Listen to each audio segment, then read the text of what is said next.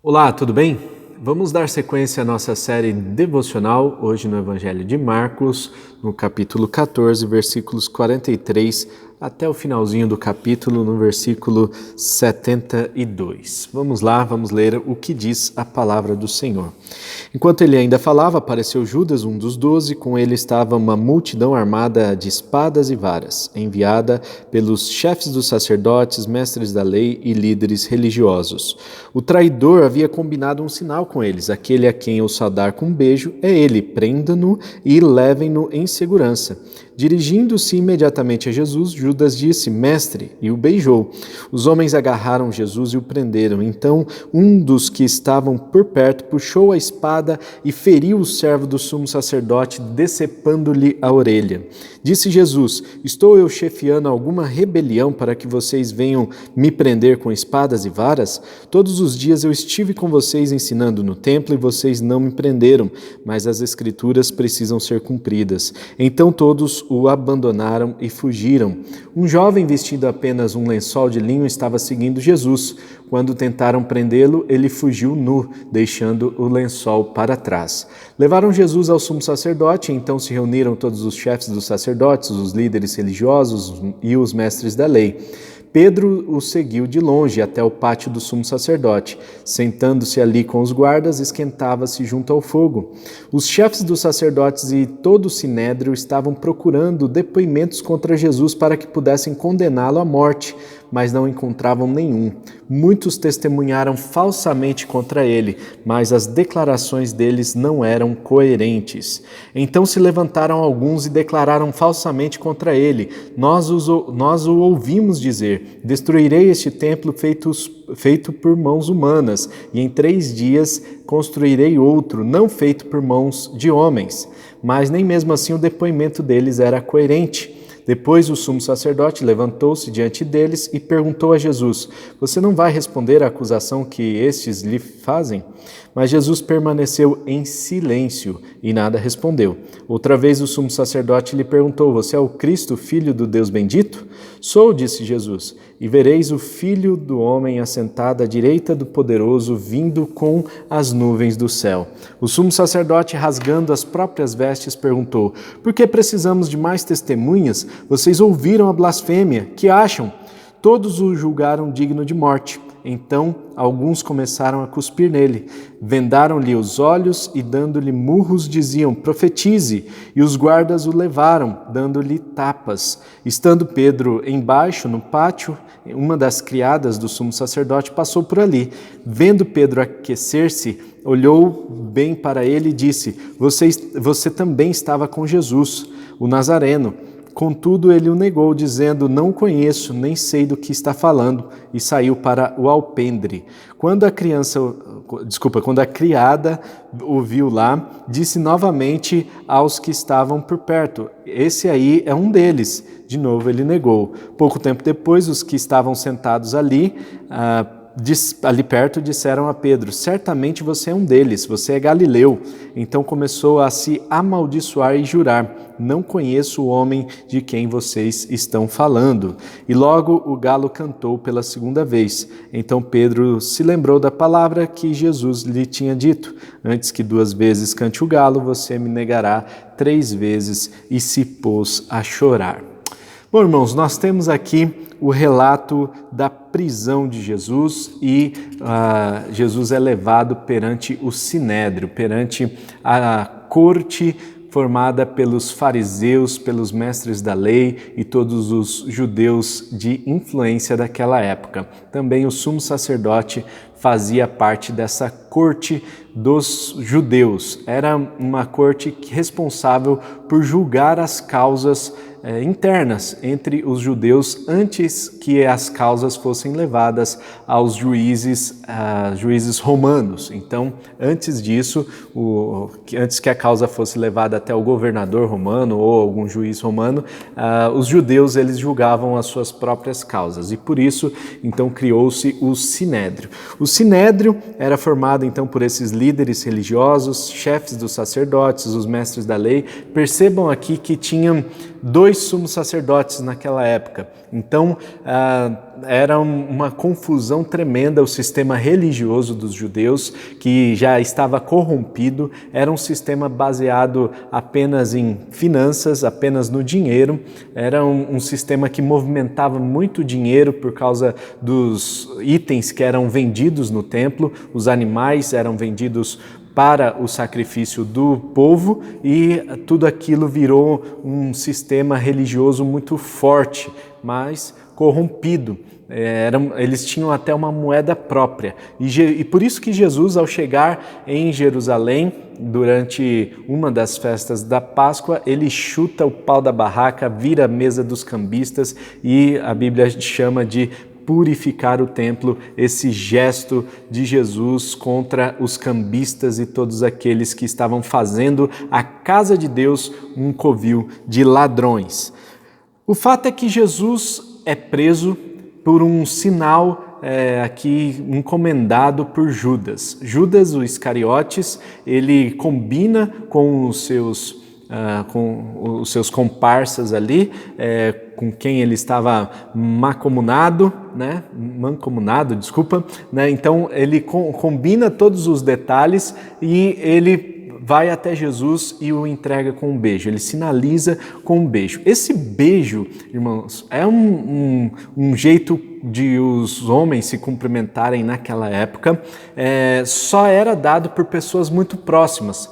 Não era comum as pessoas, os homens, se cumprimentarem com um beijo, mas as pessoas mais próximas, elas se cumprimentavam com um beijo. Então, aqui nós vemos um sinal de proximidade, um sinal de amizade forte entre Judas Iscariotes, que foi o traidor, e o próprio Cristo. Então, Cristo detinha ali uma confiança em Judas Iscariotes. Essa confiança foi totalmente quebrada, de forma que Judas o entrega aos mestres da lei. Vejam que essas pessoas chegaram até Jesus com espadas e pedaços de pau, e outras armas, varas, enfim. Então essas pessoas chegaram prontas para uma guerrilha, e essa guerra que estava preparada era uma guerra apenas para prender Jesus. O mestre daqueles judeus, o mestre que estava ensinando um sistema religioso diferente, uma forma diferente de adorar o Deus de Israel. E isso com certeza bateu de frente com o sistema religioso corrompido daquela época. E percebam, irmãos, que todas as vezes que vem alguém tentando ensinar a verdade, tentando ensinar aquilo que é o correto, com certeza vai ter muita gente indo contra, porque o sistema religioso se torna comum, a forma das pessoas adorarem dessa forma, com uma falsa religião, isso acaba se tornando comum e isso bate de frente com esse sistema religioso. Cristo vem realmente para quebrar os paradigmas do sistema religioso daquela época.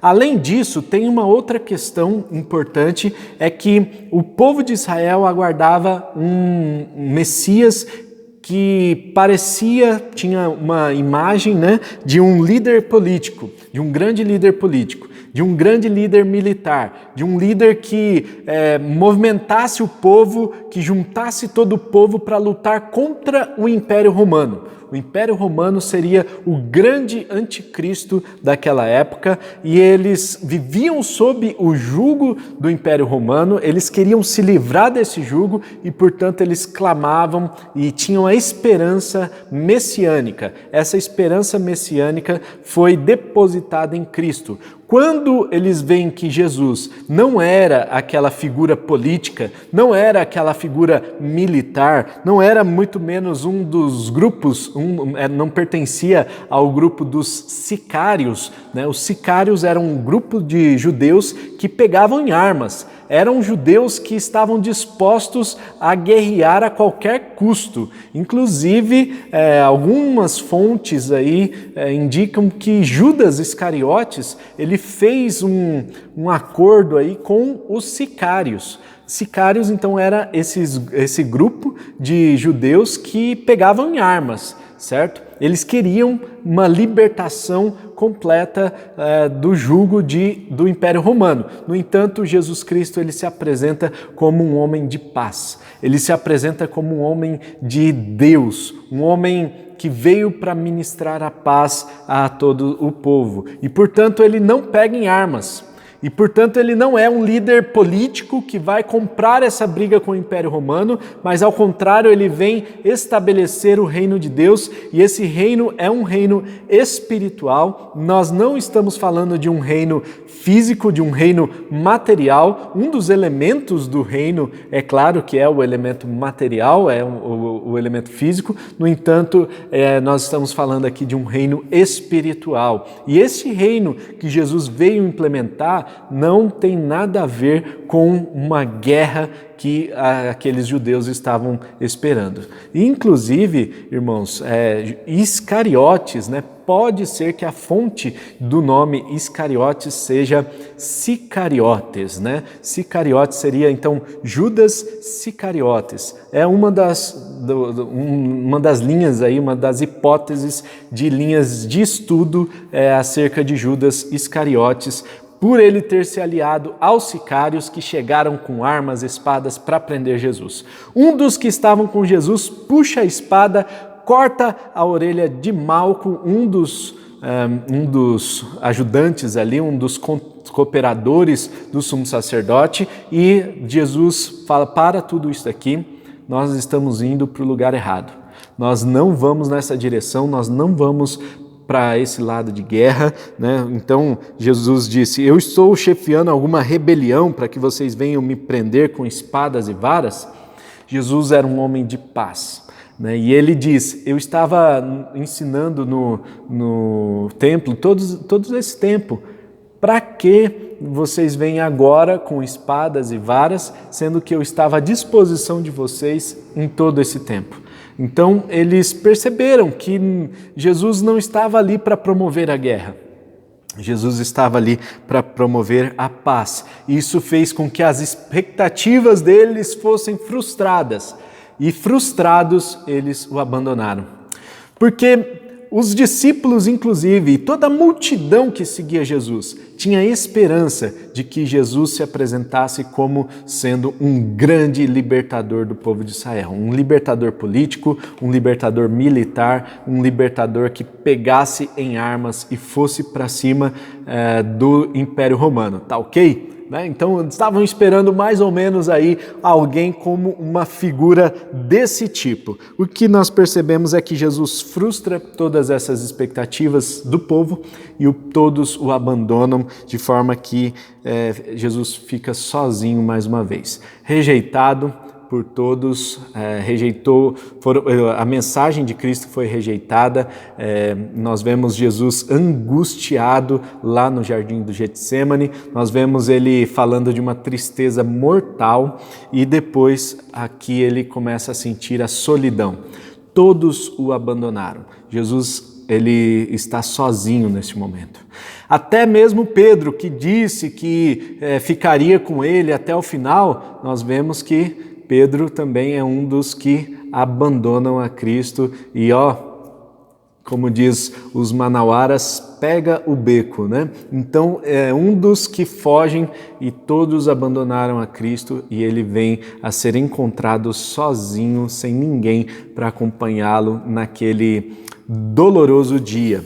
No versículo 51 tem um relato interessante aqui. Um jovem vestindo apenas um lençol de linho estava seguindo Jesus quando tentaram prendê-lo. Ele fugiu nu, deixando o lençol para trás. Imagina só a cena, gente. Meu Deus do céu! O cara estava só com um lençol. Imagina só que esse cara, quando ouviu falar que Jesus estava sendo preso, aqueles futriqueiros da rua, né? Quando vê uma confusão ali na rua, ele sai do jeito que está e sai na rua para ver o que estava acontecendo, ele sai só de lençol. Quando as pessoas tentam prendê-lo, ou seja, ele era um dos seguidores de Cristo, ele estava com Cristo anteriormente, quando as pessoas tentam prendê-lo, puxam o lençol dele e ele sai correndo peladão da Silva, né? E esse cara provavelmente foi o próprio João Marcos. Aqui nós não temos o nome dele, claro que ele que escreve o Evangelho, provavelmente ele omitiu aqui o nome dele para não dizer que foi ele, né? Mas ele sabia dessa história porque ele estava acompanhando de perto todo esse desenrolar da história, né? Bom, depois Jesus é levado ao sumo sacerdote, Pedro o segue de longe. Sabe, irmãos, muitas vezes, quando eu li essa passagem, eu fiquei pensando que muitas vezes nós seguimos a Jesus apenas de longe. Nós olhamos a vida de Jesus, a palavra de Deus, e temos a Deus como um Deus transcendente, aquele Deus que é soberano, está sobre todas as coisas.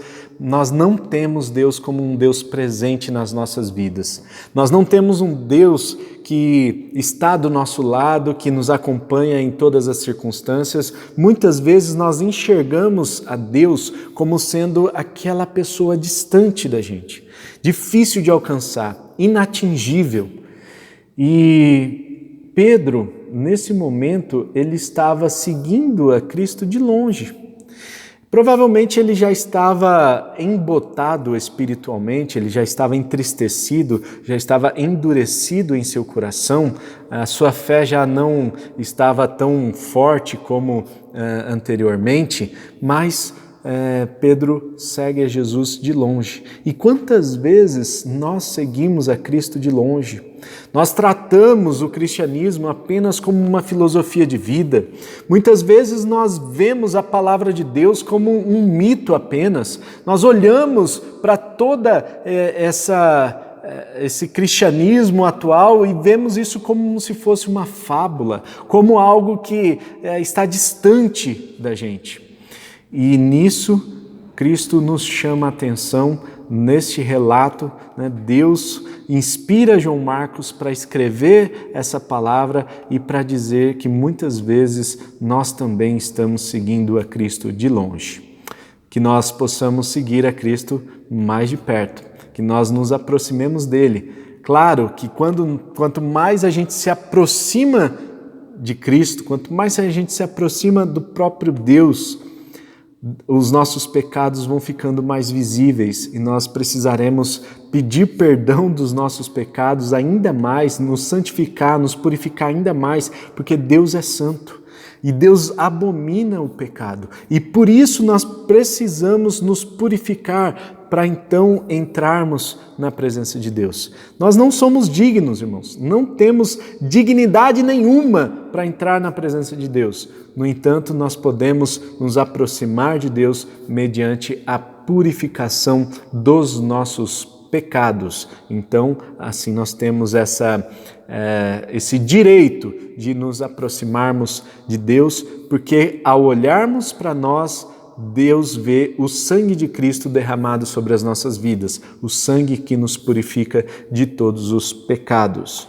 Então, Cristo é levado ao Sinédrio e diante dessa cena, todos tentam ali levantar acusações contra Jesus, tentando levar o Sinédrio a trazer uma pena de morte. Acontece que todas as declarações não foram suficientes, afinal eram declarações incoerentes e eram inconsistentes, declarações maldosas e perversas contra Jesus. Nenhuma das declarações foi suficiente para condenar a Jesus. E quando o sumo sacerdote questiona a Jesus, você não vai se defender dessas acusações? Jesus percebe que eram acusações inconsistentes, que não valeria a pena ele ficar se defendendo. O que ele faz? Ele fica em silêncio.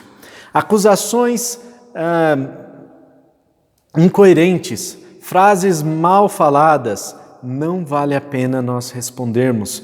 Perguntas que as pessoas já sabem as respostas, não vale a pena ser respondida. Então Cristo fica em silêncio e Cristo nos ensina por meio da sua vida que tem perguntas, irmãos, que nós não precisamos responder, nós não precisamos ter respostas a todas as perguntas. Tem gente que fica assim com a cabeça a milhão tentando responder todas as perguntas. Jesus não respondeu a todas as perguntas. Sabiamente ele fica em silêncio neste momento. Logo depois ele é questionado acerca da sua divindade. E aí sim ele responde: você sabe bem, né, que eu sou, e vocês vão ver o Filho do Homem assentado à direita do Poderoso vindo com as nuvens do céu. Então ele dá uma declaração profética aqui, que aqueles que estavam ali ainda viriam o poder de Deus sendo manifesto na vida deles. E por causa dessa declaração, então os chefes dos sacerdotes, as lideranças religiosas, eles acharam então a acusação em Cristo, e depois ele é levado a Pôncio Pilatos, ao governador dali da região, certo? E no final aqui nós temos o escárnio em relação a Jesus, né? Quando Jesus estava ali diante de todas as testemunhas, todos o julgaram digno de morte. Então começaram a cuspir nele, vendaram-lhe os olhos, dando-lhe murros, e diziam: profetize! E os guardas o levaram, dando-lhe tapas. Todas as pessoas que estavam ali estavam escarnecendo de Cristo, e esse escárnio era a maldição, né, sendo revelada ali a todas as pessoas, né, a maldição do pecado que estava sobre Cristo, sendo revelada aos olhos de todos. Depois nós vemos Pedro negando a Cristo. Por 3 vezes ele nega a Cristo, e no final do texto de hoje Pedro se põe a chorar. Afinal, ele vê que ele fez uma coisa muito séria. Ele negou não apenas o seu mestre, mas ele negou o seu amigo, ele rejeitou a mensagem de salvação, ele negou o próprio Deus. E percebendo aquilo que ele fez, ele se põe a chorar, arrependido. Ainda não é um arrependimento transformador, nós vamos ver isso mais para frente no estudo da palavra. No entanto, aqui nós temos um início, uma pontinha, uma centelha de arrependimento já sendo ministrado no coração de Pedro neste momento. Irmãos, vamos orar para que nós possamos no dia de hoje não apenas experimentar as bênçãos de Deus acompanhando as nossas vidas, mas que a gente possa seguir a Cristo de perto, não como um Deus distante, mas como sendo aquele que está próximo a nós, aquele que nos acompanha, aquele que está conosco em todos os momentos de nossas vidas. Amém?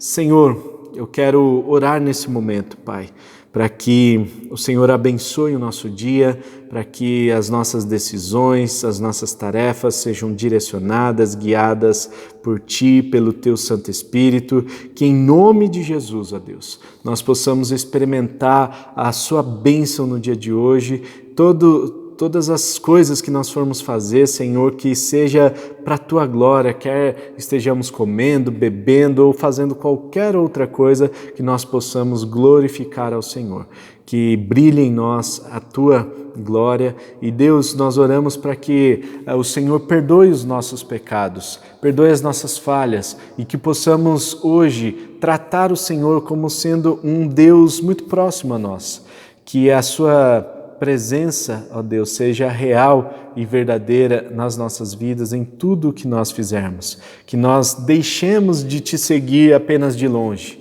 de tratar o cristianismo como sendo apenas uma filosofia de vida ou apenas algo que serve para as outras pessoas, mas algo que realmente está dentro de nós, algo que pode provocar uma transformação nas nossas vidas e que vai ter efeito no além, que nós vamos experimentar a salvação das nossas almas e que em nome de Jesus, no dia de hoje, nós possamos experimentar esse Deus imanente, esse Deus presente nas nossas vidas, todas as horas do nosso dia. Nós te agradecemos e pedimos a sua bênção sobre esse dia, em nome de Jesus. Amém e amém. Amém, irmãos? Deus abençoe a todos. Não se esqueça de compartilhar esse vídeo, não se esqueça também de se inscrever no nosso canal e ativar o sininho, ficar por dentro aqui de todas as novidades que nós temos colocado aqui para vocês, tá certo? Nós estamos com uma nova série também de vídeos sobre liderança, falando aqui sobre as qualidades de um líder e vai ter mais algumas séries aí sobre liderança sendo lançadas em breve, tá certo? Deus abençoe o seu dia, tamo junto, até mais, tchau!